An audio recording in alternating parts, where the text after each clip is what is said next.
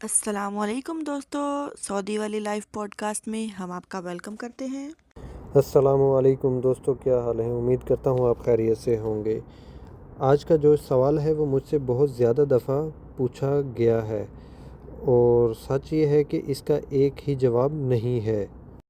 تو دوستو، اگر آپ بھی سعودی عرب نئے آئے ہیں یا آنے کا ارادہ رکھتے ہیں تو یہ آج کی ویڈیو خاص آپ کے لیے ہے، کیونکہ آج ہم بات کریں گے ان چیزوں کے بارے میں جن کے بارے میں ہمیں کبھی بھی پتہ نہیں چلا جب ہم سٹارٹ میں آئے تھے۔ جب یہاں رہتے ہیں تو پھر پتہ چلتا ہے، اور یہی وجہ ہے کہ آج ہم آپ کے ساتھ ایسے ہی مشورے شیئر کریں گے کہ نئے آنے والے لوگوں کو اس سے بہت فائدہ ہو سکے۔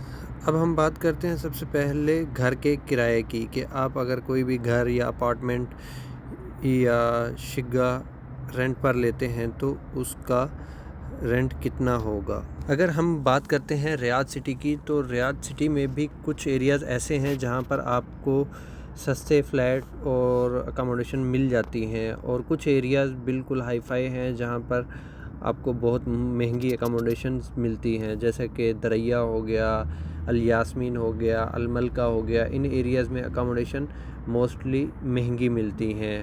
اور اگر آپ بھتا والی سائڈ پہ ہو گئے، عزیزیہ والی سائڈ پر ہو گئے یا شمیسی والی سائڈ پر، تو وہاں پر اکاموڈیشن تھوڑی سستی مل جاتی ہے۔ لیکن اگر آپ اپنا ایک بجٹ بنا کر چلتے ہیں تو آپ کو 1500 سے 2500 کے درمیان میں ایک 2 بیڈ روم اپارٹمنٹ مل سکتا ہے۔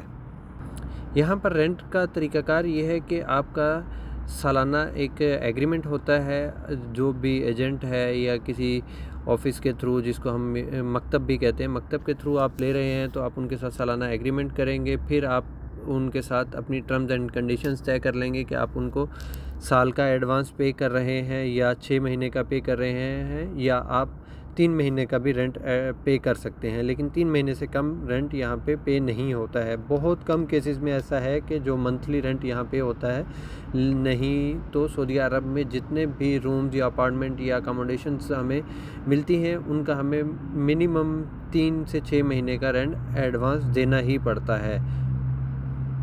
پھر آتا ہے کھانے پینے کا خرچہ۔ یہ بھی فیملی کے بجٹ کے حساب سے مینیج کرنا ہوتا ہے، اور یہ بھی مکمل طور پر فیملی کے ممبر اور فیملی کی عادات پر منحصر ہوتا ہے کہ وہ کس طرح سے مینیج کرتے ہیں۔ ہاں، یہ شاید سب سے مشکل کام ہے۔ ہاں، تو میں سمجھتی ہوں کہ بجٹ بنانا صرف بچت کے لیے نہیں ہوتا کہ ہم کچھ پیسے بچا سکیں، کچھ سیو کر سکیں، بلکہ ذہنی سکون کے لیے بھی بہت ضروری ہے۔ اگر گاڑی آپ کے پاس اپنی ہے تو اس میں کبھی کوئی نہ کوئی میکینیکل مسئلہ بھی آ سکتا ہے، اور بھی کوئی چھوٹے موٹے خرچے اضافی آپ پر آ سکتے ہیں، جس کے لیے آپ کو ایمرجنسی ایک فنڈ بنا کر رکھنا ہوتا ہے۔ میرا مشورہ تو یہی ہے کہ دوسروں کی انکم دیکھ کر اپنے فیصلے نہ کریں۔ ہر شخص کے حالات مختلف ہوتے ہیں، اپنا بجٹ بنائیں اور اس کے مطابق زندگی گزاریں۔ اس کے بعد آتا ہے ٹرانسپورٹ کا خرچہ۔ اگر گاڑی آپ کی اپنی ہو تو ایک حساب الگ ہے، اور اگر گاڑی آپ کے پاس اپنی نہیں ہے، ٹیکسی، اوبر یا کریم وغیرہ یوز کرتے ہیں تو اس کا الگ حساب ہے۔ لیکن بچت خود بخود نہیں ہوتی۔ بچت کے لیے آپ کو کچھ سخت فیصلے کرنے پڑتے ہیں۔ ہم 2 لوگ ہیں، کبھی ہم روم پر بنا لیتے ہیں اور کبھی ہم باہر سے کھا لیتے ہیں۔ ہمارا مہینے کا خرچ 1000 سے 1200 ریال ہے۔ کیونکہ ظاہر سی بات ہے، شروع کے دن سب کے لیے بہت مشکل ہوتے ہیں۔ بالکل، آپ نے درست کہا۔ کچھ لوگ صرف اپنی کامیابیاں دکھاتے ہیں، اخراجات اور مشکلات نہیں۔ جو انہوں نے پہلے اپنی سٹرگل کی ہوتی ہے وہ نہیں دکھاتے، صرف اپنی کامیابی دکھاتے ہیں۔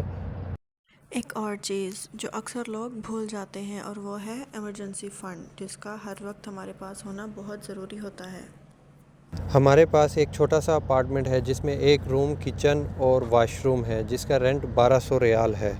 اور اگر آپ سعودیہ آنے کا سوچ رہے ہیں اور آپ کے دماغ میں کوئی بھی سوال ہے تو وہ آپ ہم سے پوچھ سکتے ہیں کمنٹ میں۔